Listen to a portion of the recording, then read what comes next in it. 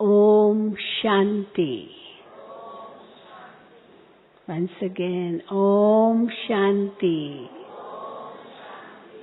Om Shanti.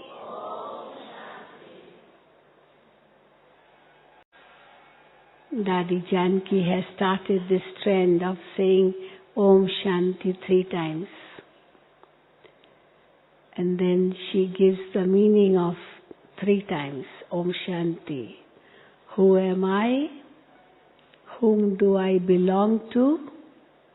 And from where am I? Or why am I? So I know I'm a soul and my nature is peace.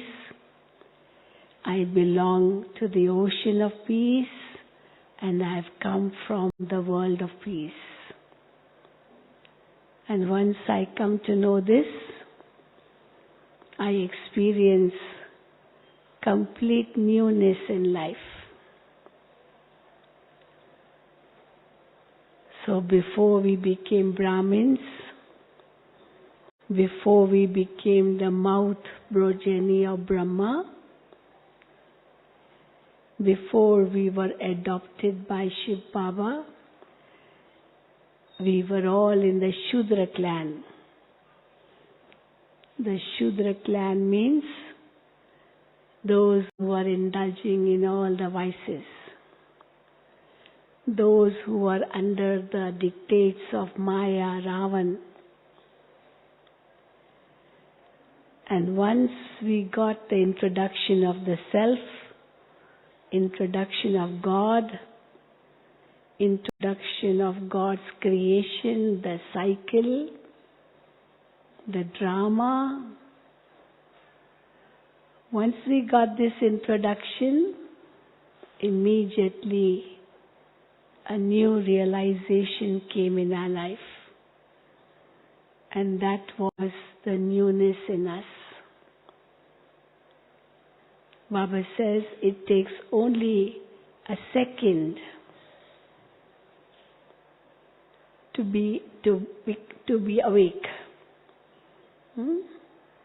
One can be fast asleep and just a second helps him to wake up. It doesn't take long to wake up. It's just a matter of eyes closed and eyes open. Before we were sleeping in the slumber of ignorance, totally ignorant of the knowledge of the Creator and His creation. We were also aware only of the worldly things. Never we even thought of going within, searching within, looking for the true self within, or even thinking that peace could ever be within me, because we were looking for peace outside.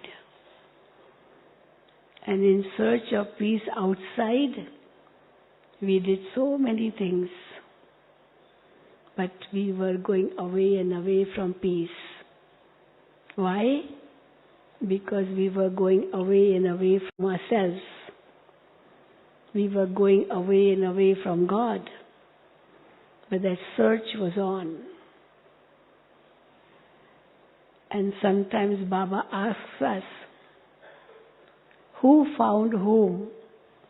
Did you find Baba or did Baba find you? Who found whom? Those who think that we found Baba, they raise their hand. No one. Achha? And those who say that Baba found us, raise your hand. Okay, great. So, you are strong, you are very powerful, no doubt. Yes, why we say Baba found us? Because we looked around, looked and still we couldn't find. And one fine day, someone came to me and gave me God's introduction, told me the address of the center, invited me to take the course. So that one was God's messenger. Come to me. God found me through that messenger. Because that's what Baba said today also, that all of you are messengers. It wasn't just one prophet soul of a particular religion who was a messenger, but at this time all of you become messengers, because I am the true messenger. I have brought a message. And what is a message God brings to us? Children, now we have to return home. Now we have to return home. No one else brought this message. Prophet souls didn't bring this message that we have to return home, because that was not the time to return home. They were supposed to help to support the world, and for that the new branches of the Kalpa tree were created. But when the world tree becomes completely deteriorated, totally old and decayed, then God has to come to give us the message that now, children, you have to return home. And you have to return to that new world in which you were 5,000 years ago. So Baba came and gave us 2 gifts on our birthday. Which 2 gifts Baba gave us on our birthday? The moment we were born, or we can say we got those gifts and we got a new life, a new Brahmin life. What are those 2 gifts? One, Baba says, I give you a divine intellect. This is one gift. A divine intellect. Because with that divine intellect, all these deep aspects of spirituality you are able to understand. Before, because we didn't have the divine intellect, we just couldn't understand these things. But then it was just a matter of a second. As we got the divine intellect, everything became so easy. Before we would think, oh, how can I be a soul? How can I find God? All these things are very too far away from me. Because we were so body conscious. And the moment we got that spark, that new light, immediately the realization came, yes, I'm a soul. I'm the child of God. And the moment I understood this, that I'm a soul and I'm a child of God, that divine intellect came, then we got the second gift. And what was that second gift? The third eye. The third eye of seeing all the 3 aspects of time. Before we were so limited to this I-ness and mine-ness in the physical way. I and mine, I and mine. And because we were having such limited intellects of I and mine, we never broadened our intellect to go far into the 3 aspects of time. We were just living in the present. But then, no present can be without a past. Every past leads to a present, and every present leads to a future. Usually people say, don't think of the past. past is history. Forget it. You don't want to learn history. It's gone. We don't have to remember history. So past was history. Forget it. And future is a mystery. Forget that too. Because future is a mystery. We don't know. Live only in the present, and that is the gift. But Baba says, no. Present alone is not enough. The present is the result of the past. And this present will give the result of the future too. So all the three are equally connected to each other. You cannot say that forget the past and it's his history and don't bother about the future because that's a mystery. But yes, we have understood by receiving the third eye of knowledge that we have gone through all the three aspects of time, past, present and future. And this present will become past and the future will become present.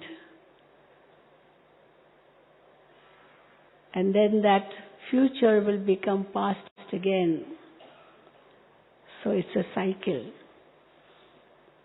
And also the knowledge of the drama, that whatever is happening is nothing new. It has happened 5,000 years ago. And also whatever is happening, it is very, very beneficial. Nothing is harmful in the drama. Everything is beneficial. There must be some benefit behind anything happening in today's world or any time in the world. And the third thing, that whatever is happening is accurate. It is right. We can never say that what happened was wrong. Nothing is wrong. Everything is right. Everything is accurate. Everything is beneficial. And also nothing is new. This is the newness we felt when we got Baba's Gyan. And we got a new life. And we say that we are now dead from the old life. Just like when someone takes rebirth, he does not remember his past life. So we now have taken a new birth through the mouth of Brahma.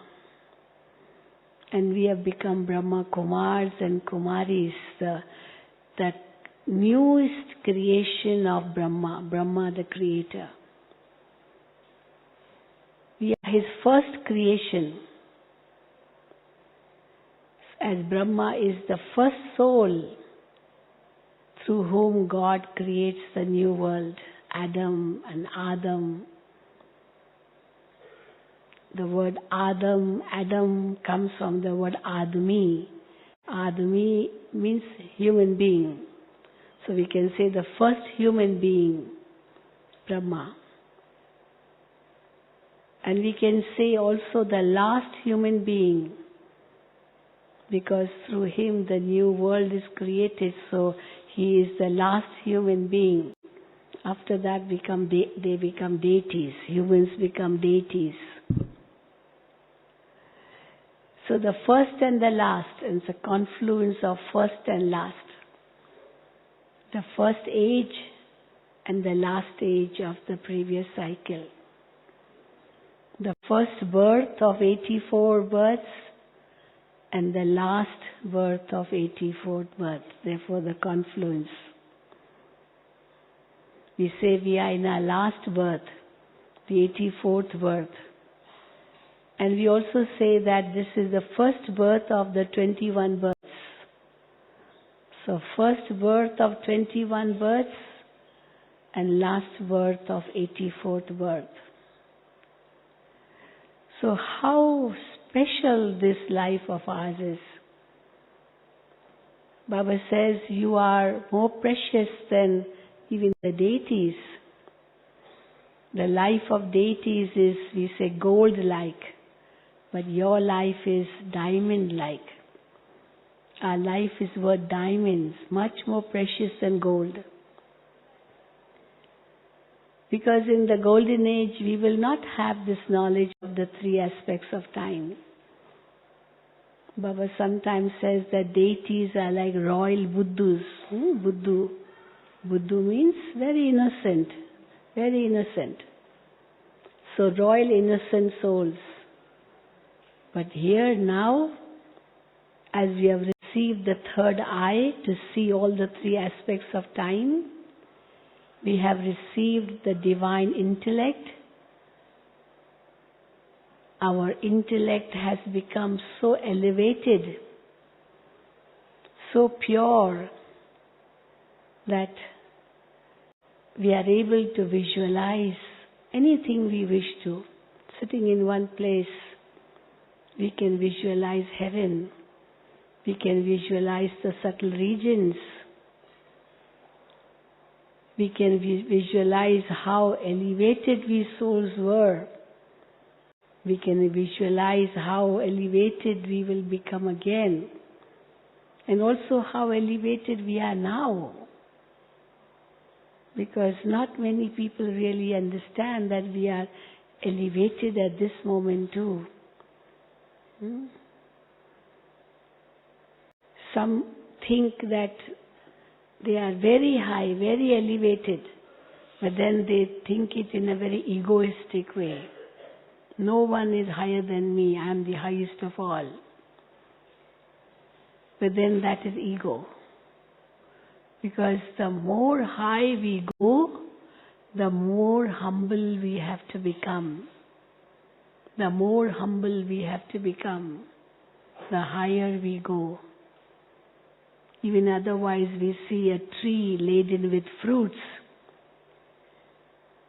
The more the fruits in that tree, the more it has to bend, it has to bow. It cannot be upright and have fruits, it has to bend.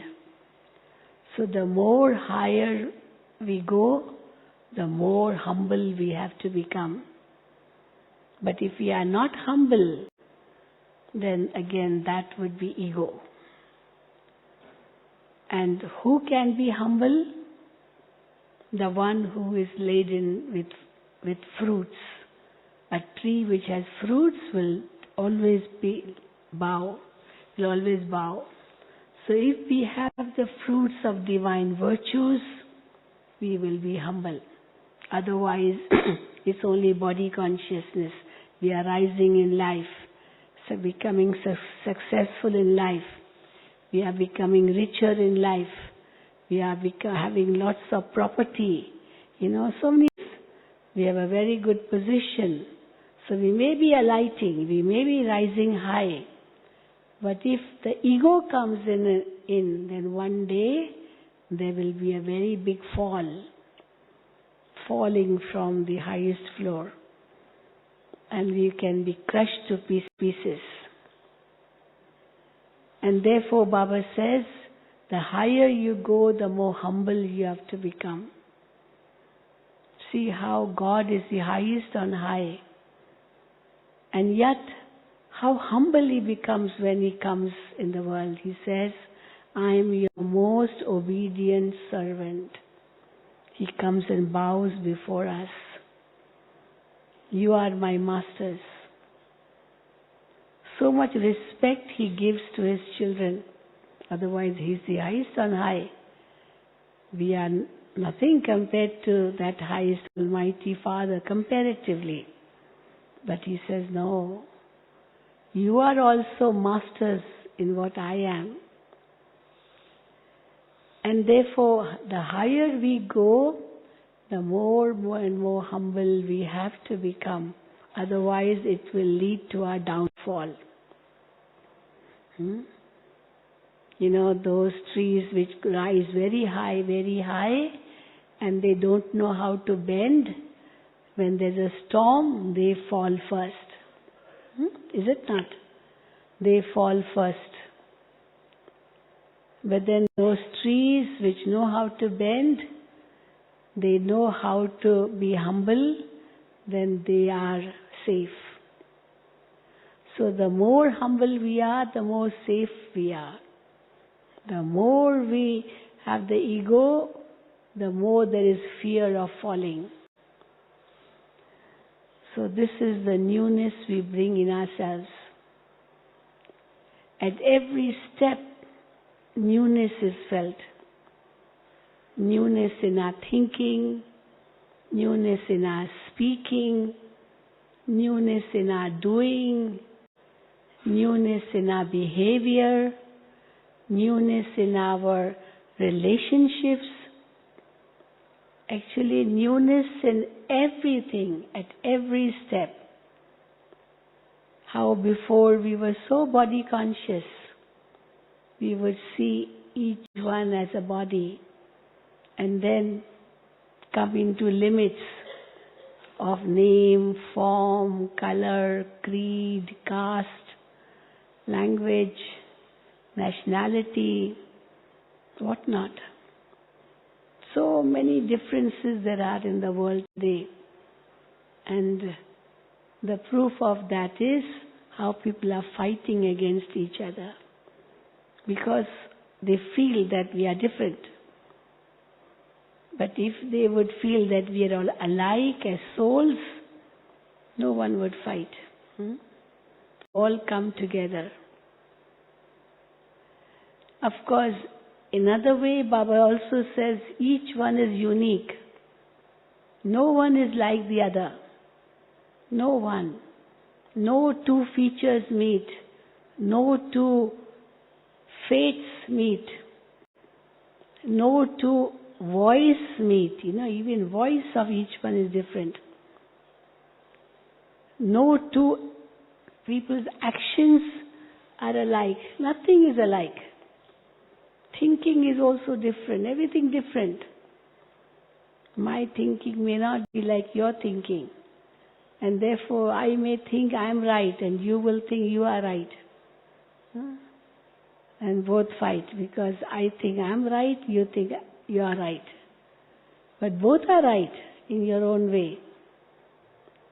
But we don't understand this and therefore we fight. But then how Baba comes and teaches us soul consciousness. Baba says, okay, you're all different, no doubt, but you're all souls. You're all my children. And as we consider this, that we are all children of only one Father, although we may be different, but we are all united. And this world is one family, one world family. And once this is understood, how our vision changes completely. Complete change comes in our vision. We feel everything new. It's like we were so blind before, and we got new eyes. I remember I was reading somewhere that a family was sitting in a train, and they had a son. He was 20 years old, about 20 years old. And, quite old enough, must be intelligent too. And he was sitting and looking outside from the window, of the train. And as he was watching, and he was so thrilled. He's telling his father, see father, the clouds are following us. The clouds are following us. See, these buildings are following us. And the father was so happy to see him, saying that, to hear him this. And so one person who was sitting next to him, next to that family, he was wondering, why is the father so happy? He's such a 20-year-old boy, and Look at him, he's just saying, oh, Daddy, these clouds are flying with us. This is coming with us. This is coming with us. That's what he felt. But is he senseless? Why is he saying like that? This is nothing new. So he asked the father of that boy who was so excited. And what the father said? My child was blind. And we are just returning from that doctor who gave him eyes. He couldn't see. He didn't know anything of this world.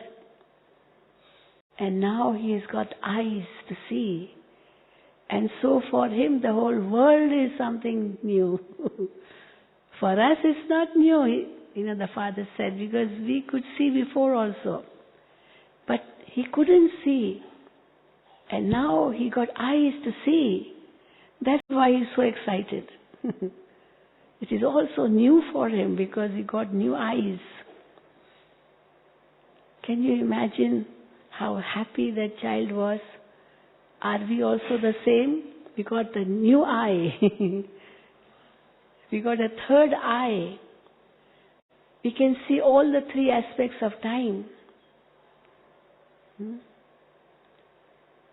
I remember someone sharing his experience that all of a sudden, whenever he would look at anyone, he could feel his future, what's going to happen to him in the future. He could see that. And then once he told somebody, you are going to die in 2 months. My God, it was a big shock. You are going to die in 2 months. And because he could see that scene, and after 2 months, this person will meet with an accident and he will die. And he told him that. But that person got very angry. How dare you say that? He slapped him. How dare you say that? And he said, but I could see. And then again he went somewhere else. He saw the person's face and said, something, and it's a long story. And then people asked him, how are you saying that? He said, I can see. But then definitely, even if you can see someone going to die after 2 months, don't tell him. Never tell him. I remember that one person came to me and said, Sister, I can see as if this is the future of that person. I said, but please don't tell him. Please don't tell him. Because it is destined. But if you tell him beforehand, these 2 months that he is going to live before he dies, even that he will never be happy. Because only this thought, I'm going to die, will come. So don't tell him. Don't tell. But Baba says to tell the future. Which future? Which future? Which future Baba tells us to tell everyone? Because we can see that future. Which future is that? The future of the new world. Because when we see this old world so degraded, so deteriorated, so vicious, so sorrowful, there is no hope in the world. But then we create hope in the people. And we say to them, well, the future is very bright. There will be a new world. There will be a golden age. And this world which is now we see with these eyes, it's not going to stay forever like this. There will be a very big change. And we have to be ready for that change. Or rather, we have to bring that change.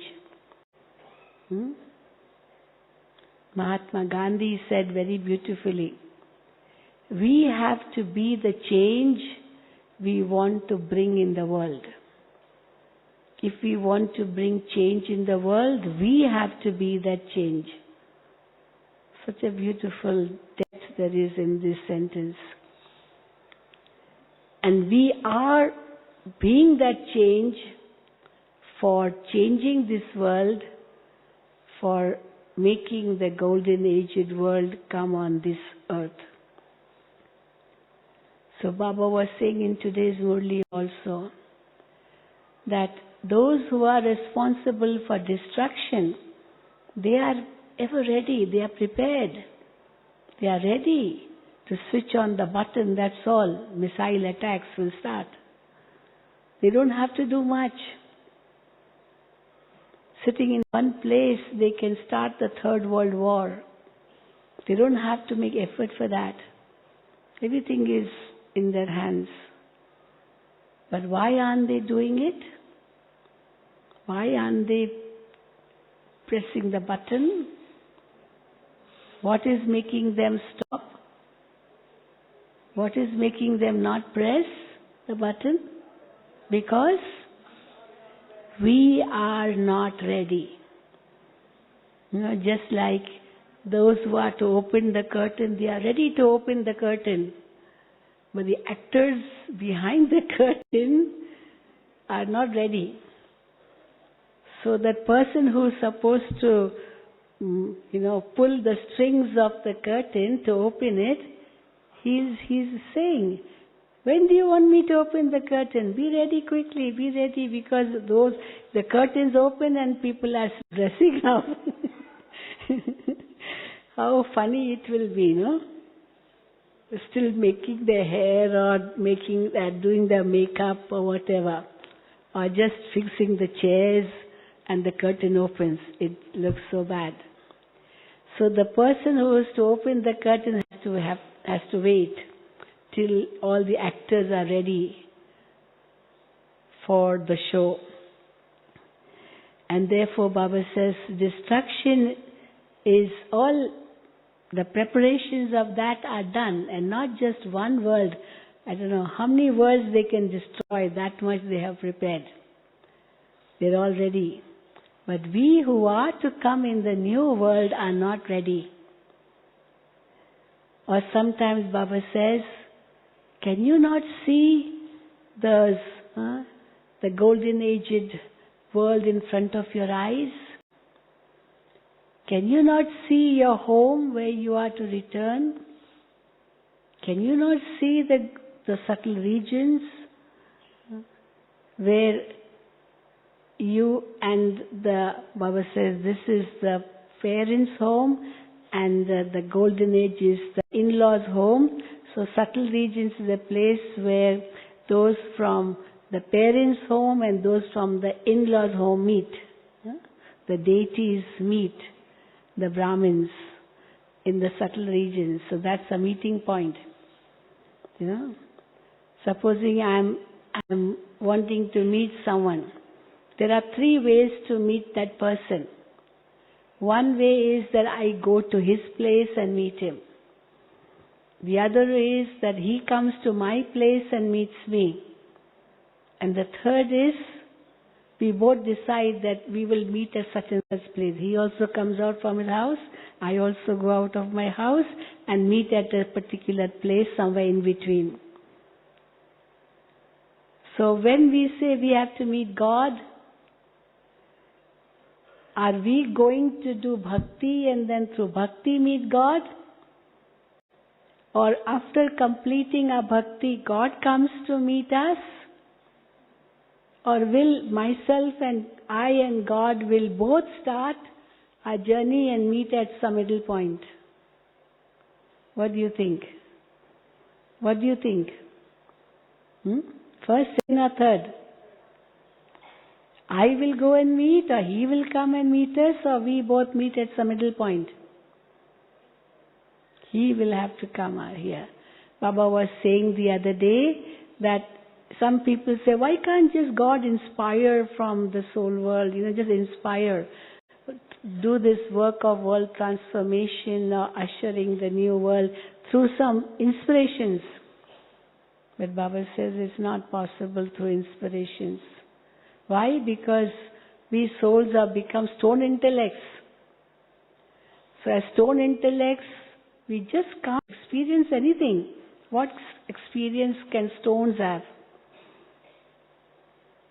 So we were stone intellects. And therefore, by sitting in Paramdham and then maybe inspiring us from there wouldn't help. He has to come down. He has to come down and be like one of us. Not that to take birth and to take a body of his own, but then Baba says, I come in a physical body.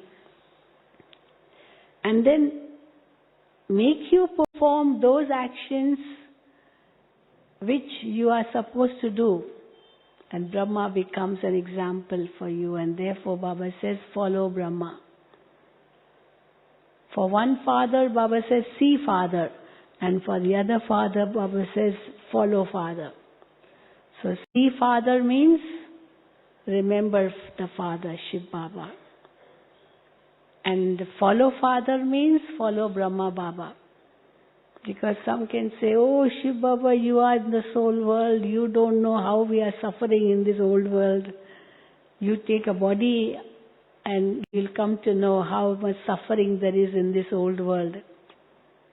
Baba says, if I also would come in this old world like you, take a body and experience the suffering, then how will I take you away from this suffering? I am the only one who is beyond all this. If I also become like you, I cannot take you beyond. The one who is falling cannot make somebody rise. Cannot. Only the one who is already risen, he can make the one who is falling to rise. So if God would be like us, how could he make us rise? And therefore Baba is the only one who is separate, beyond. We souls who come in the cycle of birth and death and pain and pleasure, happiness and sorrow, all the opposites of this world, we souls go through that. God doesn't.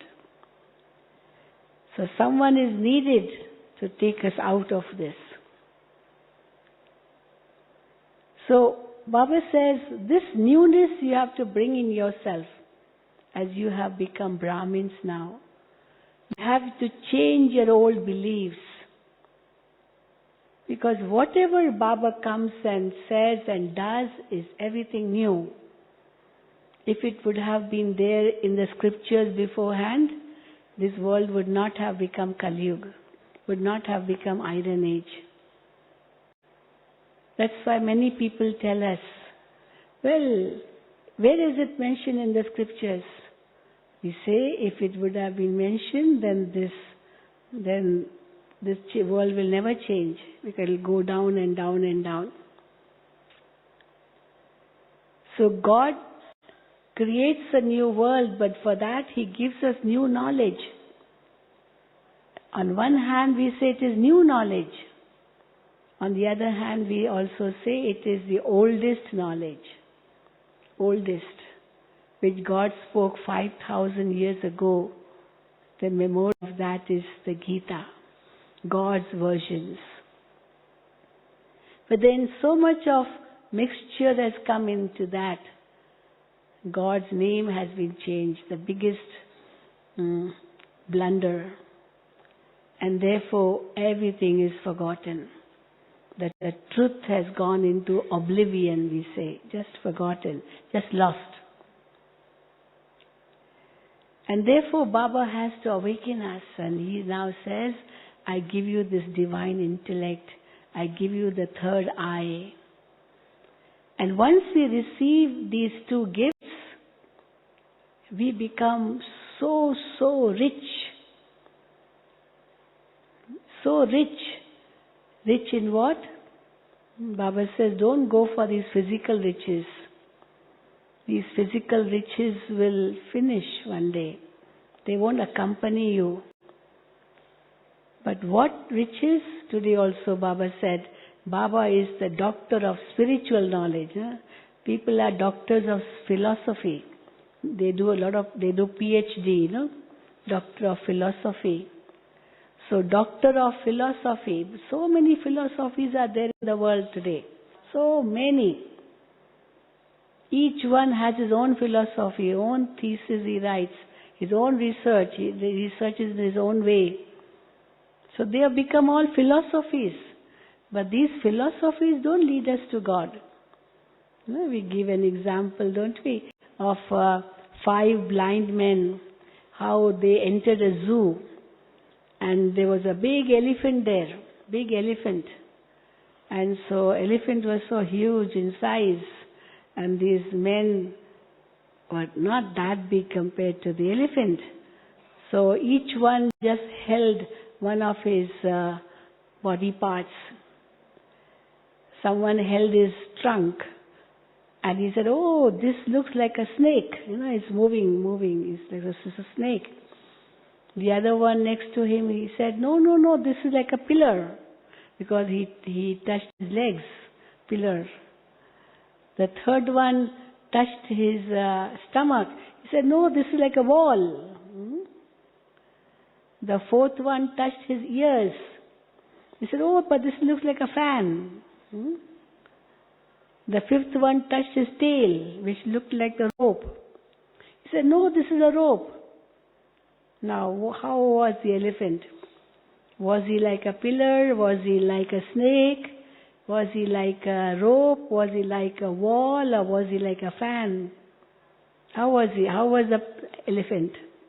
They couldn't see, they only felt what they could feel. That's what they said.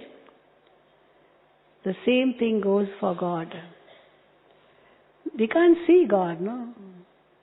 It's so interesting that how God comes at this confluence age and then He hides Himself. For a whole kalpa, He hides Himself. He hides in such a way that no one can find Him. And the result is so many philosophies in the world. Because they can't see God anyway.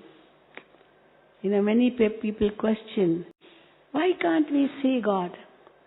So Baba sometimes says, you ask him, can you see your own soul? You can't see your own soul also. Can you see your own face? You need a mirror to see your face. Can you see your face without a mirror? Maybe in a photograph. But how accurate the photograph would be, how accurate even a mirror would be. You have blemishes maybe on your skin, but you look at the mirror and you say, no, there are blemishes on the mirror, no, but they are on your skin. Or there may be blemishes on the mirror and you think they are on my skin. It's like that. You see one mirror, you see yourself very tall. Next mirror you go, you see yourself very short. Different mirrors. In some mirrors you see yourself very, very fat. In some mirrors you see yourself so thin.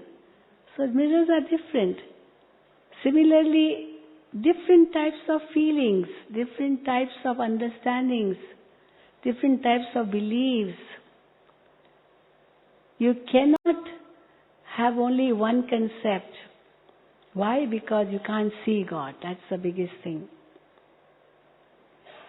And because we cannot see God, there are so many concepts.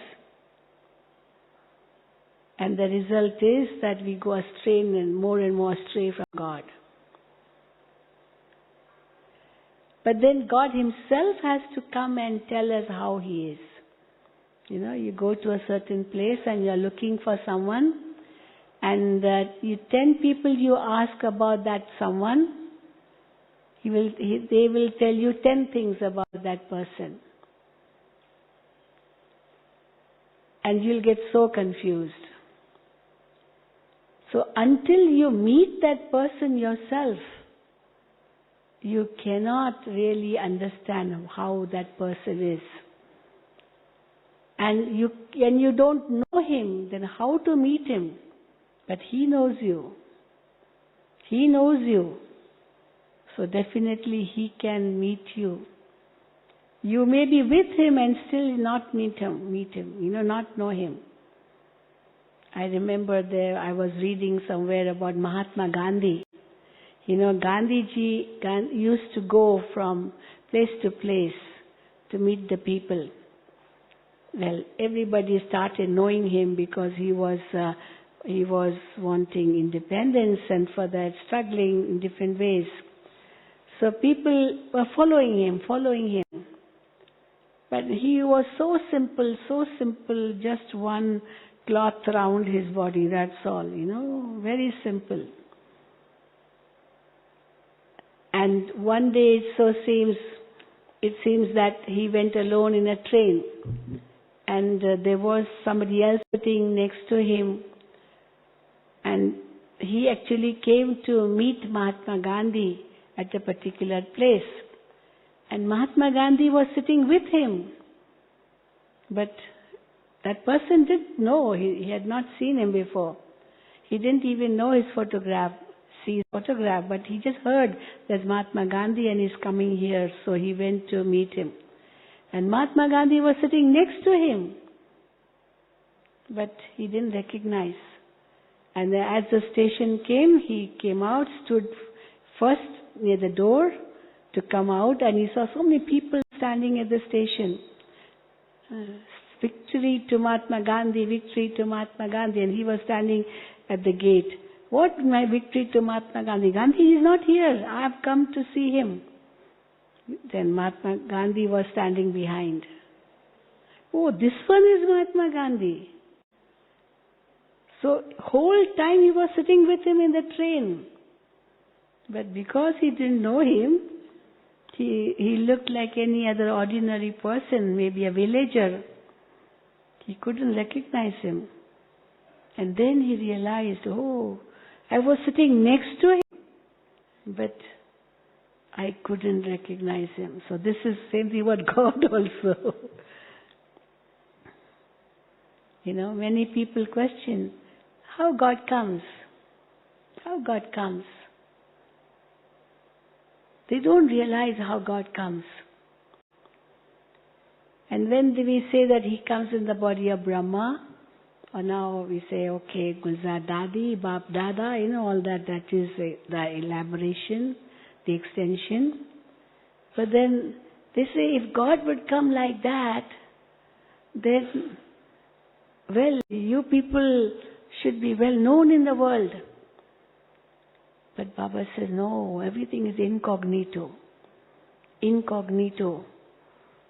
God will never be exposed like that. Baba was saying in many Murlis too, he keeps saying, if God would come in the form of Krishna, the whole world will come to Mount Abu to meet Krishna, or Sri Krishna has incarnated. The whole world would come. But no, out of millions, only a few, and out of those only few will recognize God. But then they can recognize us because we are the messengers.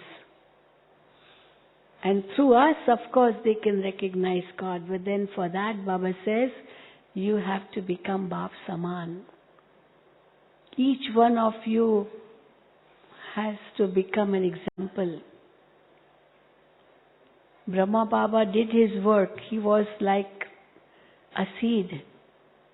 But then that seed also becomes incognito.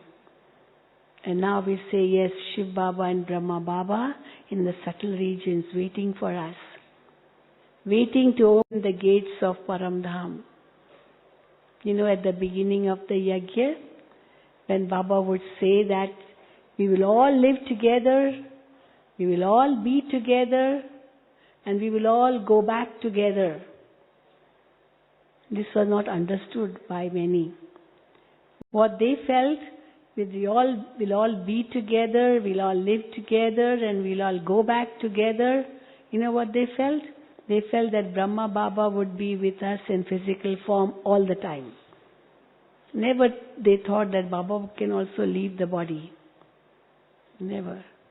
Because we'll all go together means even Brahma Baba will be with us, to go together. And Mama was the first one to leave the body. Many had questions. Mama gone, Then Baba says we'll all go together. Mama left the body. New revelations came. The new revelation was that Mama will be the leader in the advance party. We need an advance party who will be in advance to give birth to the deities. We never thought of that. Because before, the deities have to come on this earth, but who are going to give them birth? Not impure beings, but those yogi souls who are going to give birth to deities. So advance party is needed. And Mama will be the leader. This was what message Baba sent. And then we thought, okay, now, well, the rest are together. Brahma Baba is with us together. We'll all go together. And then when Brahma Baba left the body, again a big question. Brahma Baba gone. And the message came, Brahma Baba is not gone. He is with you, he will be with you till the end, and all go together to open the gates of Paramdham. He won't leave you in the lurch like that. But from the subtle regions, Shiv Baba and Brahma Baba in the combined form will do this task of world transformation faster. Till Baba became Avyat, this service was happening at ant speed. We didn't have many centers, hardly 100 centers maybe, and maybe a few thousand Brahmins, maybe. But then after Baba became Avyat, how Baba's service expanded like anything. So as they say that God's ways are unique, everything of God is unique. No one can copy Him. So we are seeing unique work of God. Many people, when they hear that we say God's work is going on here, they say, well, God could have come in the body of a pure person. Baba was saying Bal Brahmachari, pure by birth, pure from birth, But God came in this old man who was a family man with so many children, so maybe he led a vicious life and all that. How could God come in his body? God should come in a very pure person, the one who has been celibate from birth. But Baba says, no, Baba needs someone who has the experience of family life. Many people ask us also, you don't have no experience of family life. How can you give knowledge to family people? You must have experience of family life. Only then you can give them knowledge, because what problems they have, you don't have those problems which only family men have, householders have. Because we came to Baba, we were young, and little children, and we came to Baba and surrendered to Baba, living in centers. So we don't have really that experience of what householders would have. Those who have parents, family, children, all that, grandchildren, whatnot. Like Baba was saying, when a girl is a Kumari, she has to remember just her parents and her maternal relatives. But once she gets married, she has double relationships. Husband side relatives as well as parent side relations. So she has double or many more people to remember. So her intellect is totally diverted. So how do you have experience of what household life is like? But once when somebody questioned me this, it just struck my mind. I don't know how this came in my mind. I said that maybe in this life, okay, I don't have experience of what household life is. But this soul has come from so many births. It's not that in every birth I have not had household life. I must have had, no? 63 births, we had all been vicious, no? We've been indulging in vices. So we all have this experience. We all have those sanskars. Even if he's not married, still the sanskars of impurity are there in him. Anyway, the body is impure anyway. And experience is not just what you experience. Experience could be experienced in different ways. What you read is also experience. What you hear from people is also experience. What you see is also experience. And what you experience yourself is also experience, no doubt. It's not just what you experience that is experience. So we do not have the experience of what household life is, but then we keep getting information from householders, know how many problems they have, which we may not have, we don't have. So even listening to them gives us that experience. And we can give them better advice than even a householder can give them. You know, for Mama, it used to be, Mama had never seen any vision. Never. Brahma Baba saw many visions of destruction, of golden age, of point of light, everything he saw. But Mama never saw even once a vision of just light. Even that she didn't say. But she was such a knowledgeful soul that those who would get visions, they would not understand what that vision meant. And they used to come to Mama. Mama, I saw this, I saw that, but I don't know what it meant, Mama. And Mama would tell them the meaning of what they saw. And she had never got visions. So it's not necessary that you have to have experience, only then you can give the understanding or the advice. Because the soul already has that experience.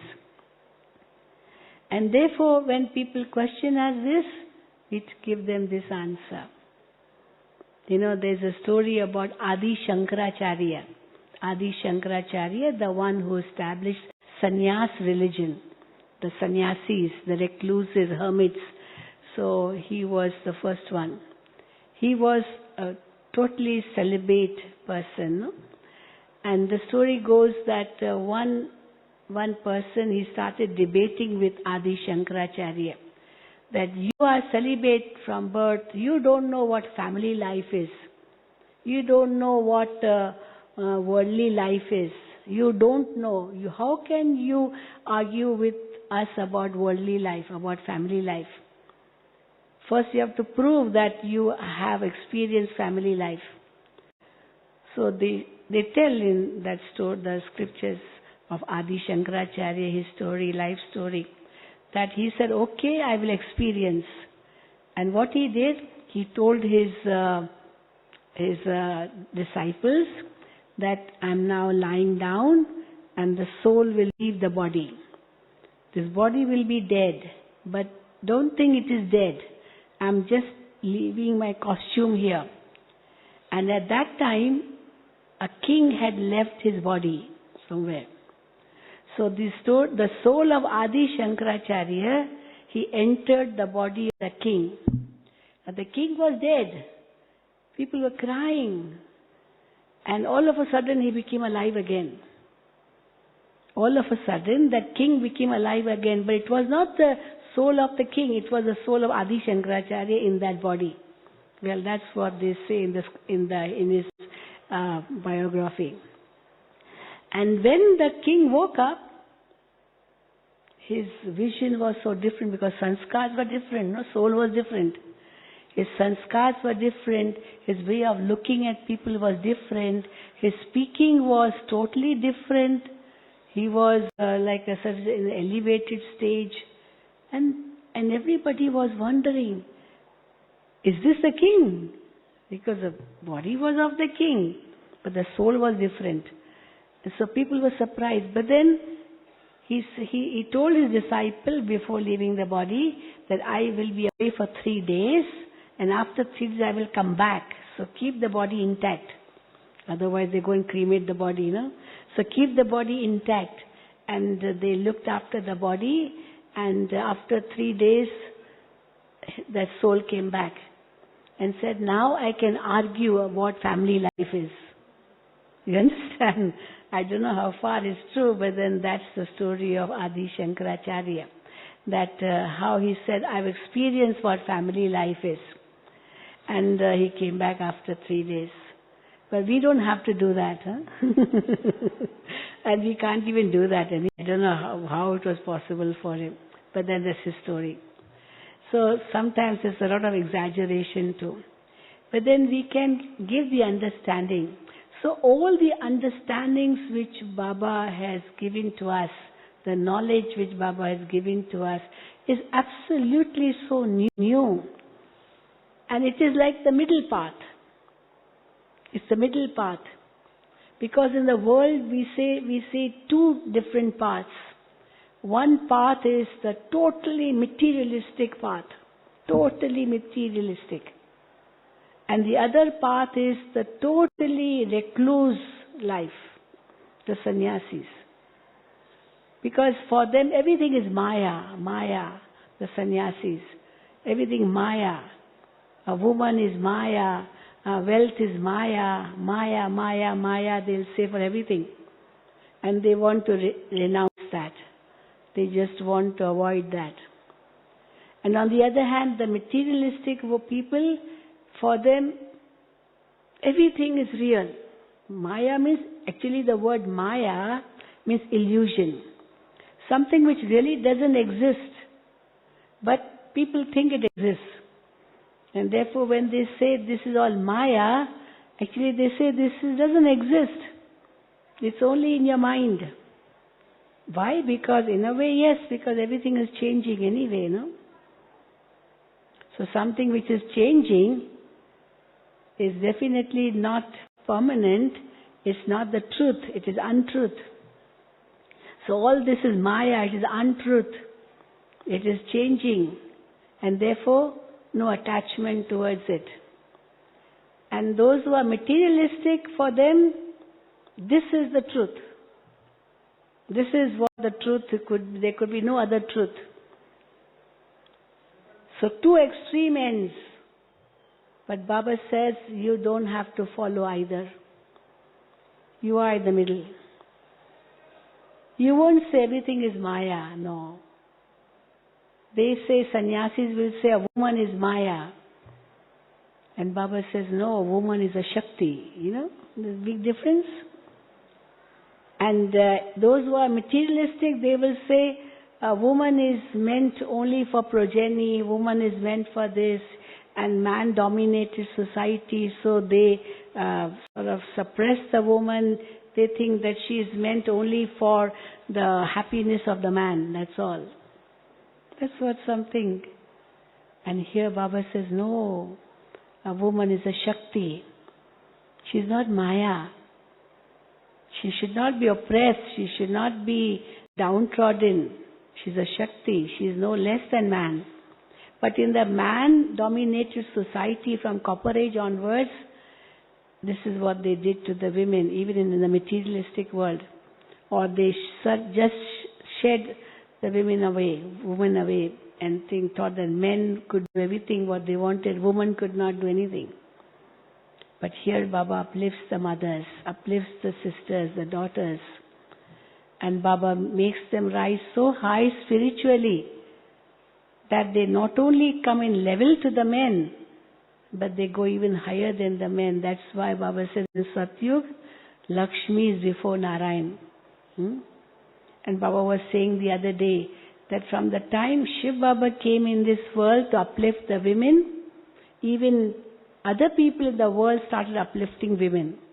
Otherwise, in no religion, women have any place in religion. No way. See Christianity? No way.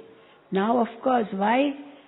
Because women are opposed. Why can't we become priests? Why only men can become priests? Even women can become priests. In Islam, a woman has no place. She has to be always indoors, within four walls, that's all. Not allowed to lead a pure life if she wants to. She cannot.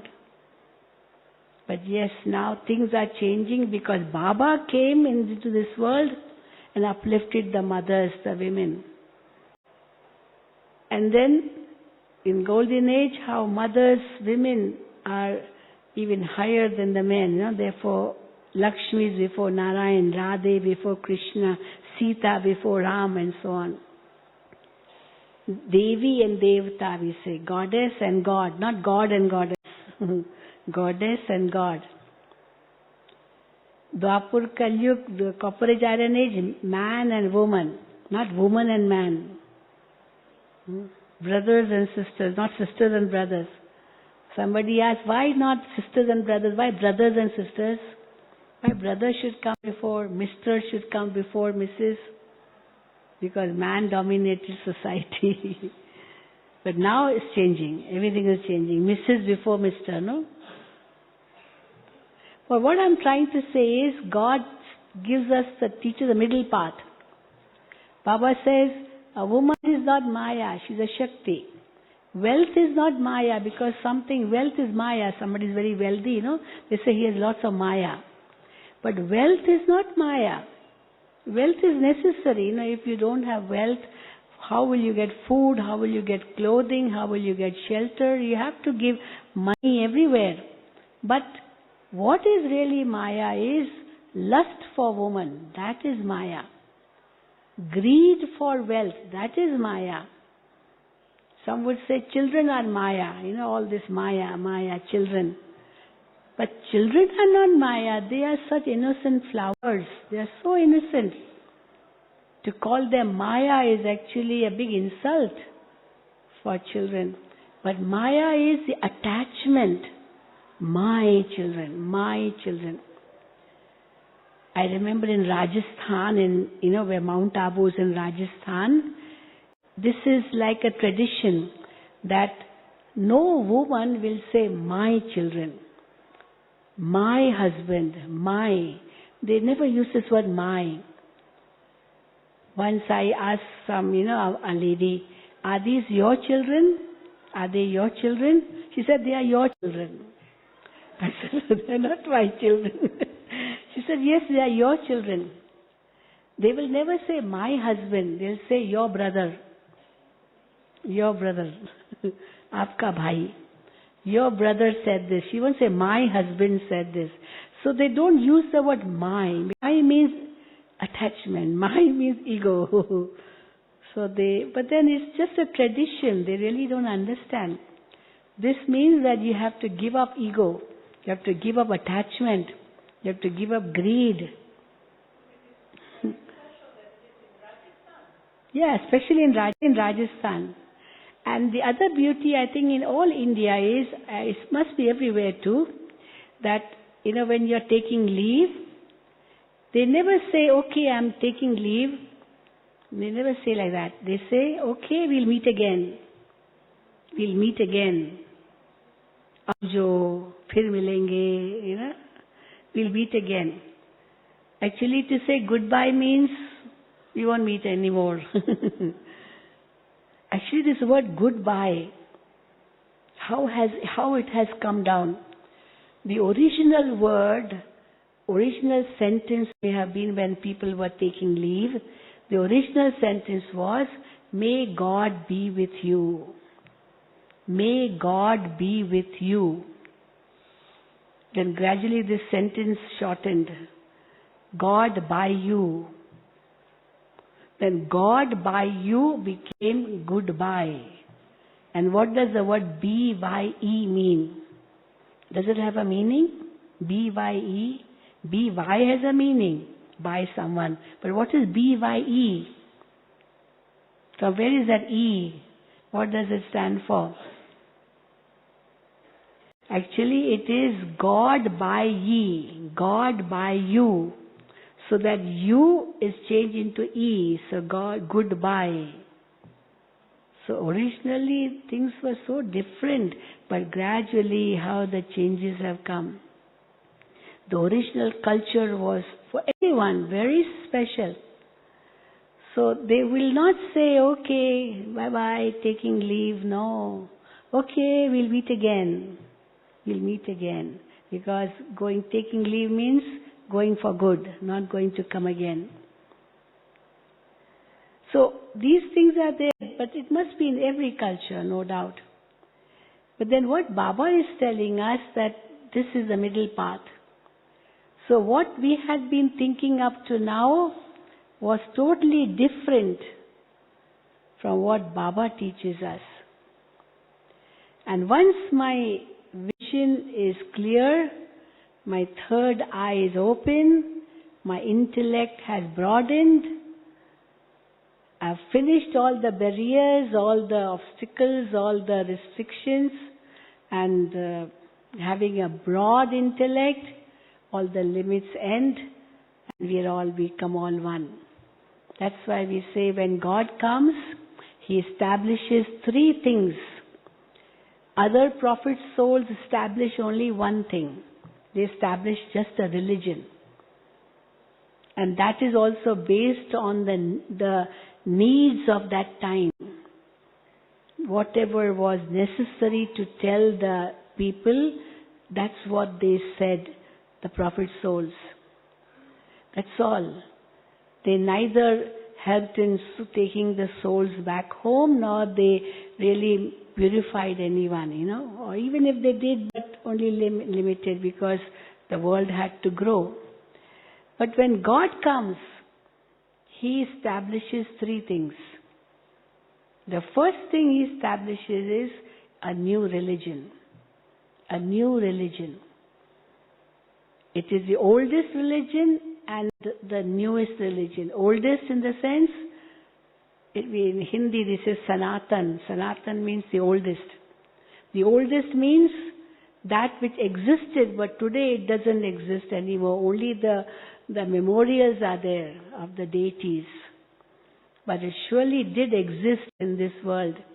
And we say it's 5,000 years ago. The memorials are there everywhere.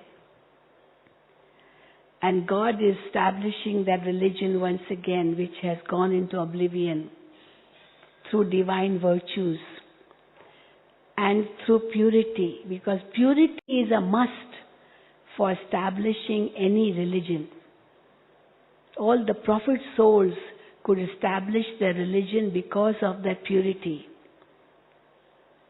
So this is why Baba says, as you are establishing a new religion, purity is a must for everyone. So religion established through purity, the deity religion. The second thing God establishes is a new kingdom. When all the kingdoms are finished in this world, no kings remain. Even if they are just namesake. So when kingship finishes in the world, then God comes to establish kingship again.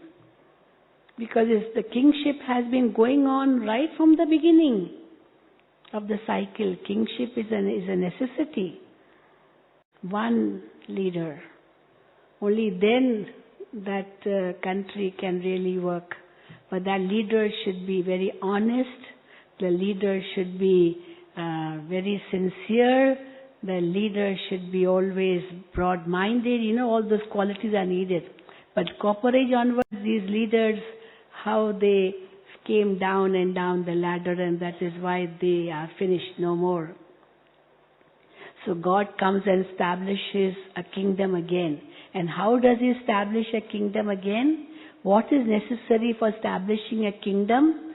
We need the laws, the bylaws. We need the rules, the regulations, the constitution. Every country has its own constitution. So God comes and teaches us the disciplines. Children, these disciplines you have to follow. And when we are following those disciplines, we are in this way establishing a new kingdom.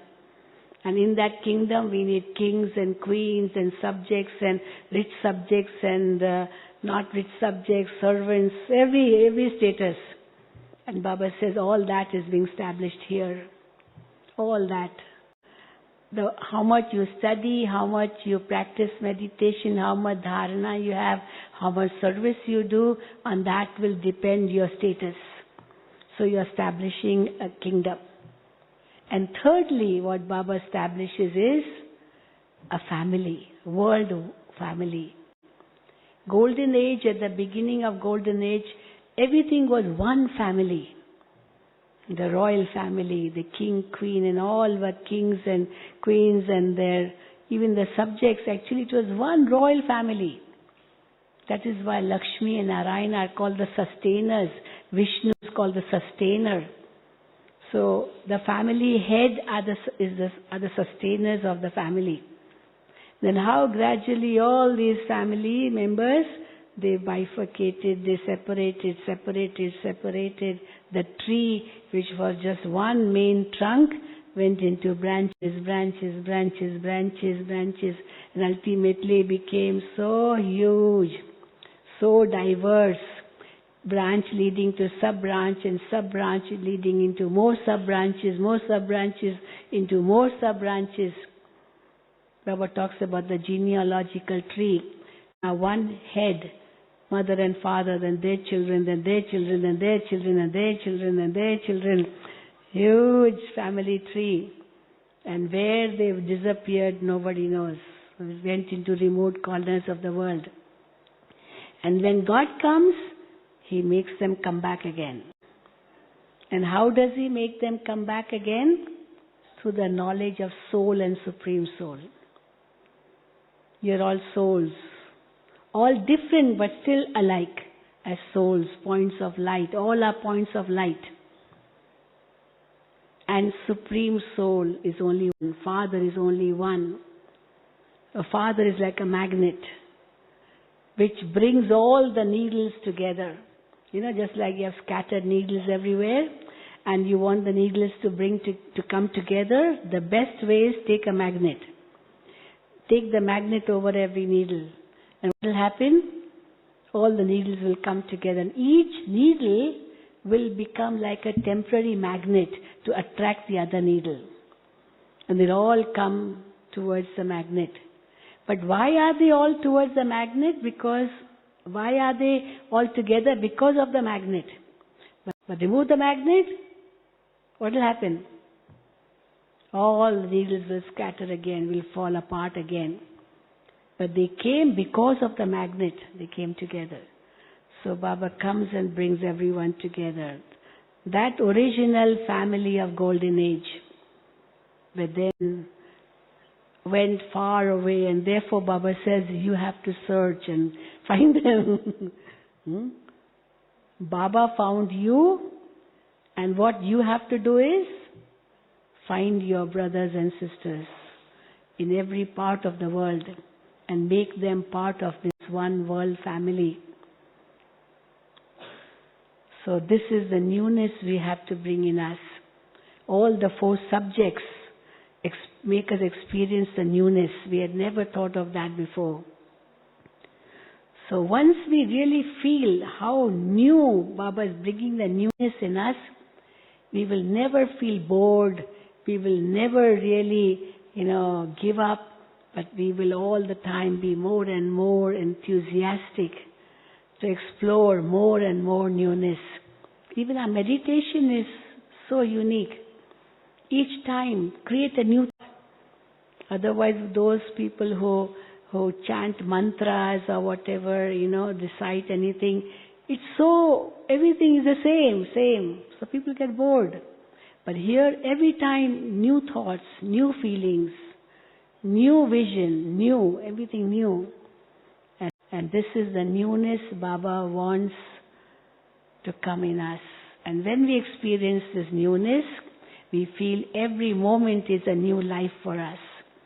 The new enthusiasm in us, the new hopes in us. Otherwise, the world is going through a lot of depression because people have lost hopes. all hopes lost. And here something new. So new hopes, new vision, new understanding. And let this newness remain with you all the time, for the enthusiasm and the spirits to be with you constantly. Okay? Om Shanti, Om Shanti, Om Shanti. Thank you.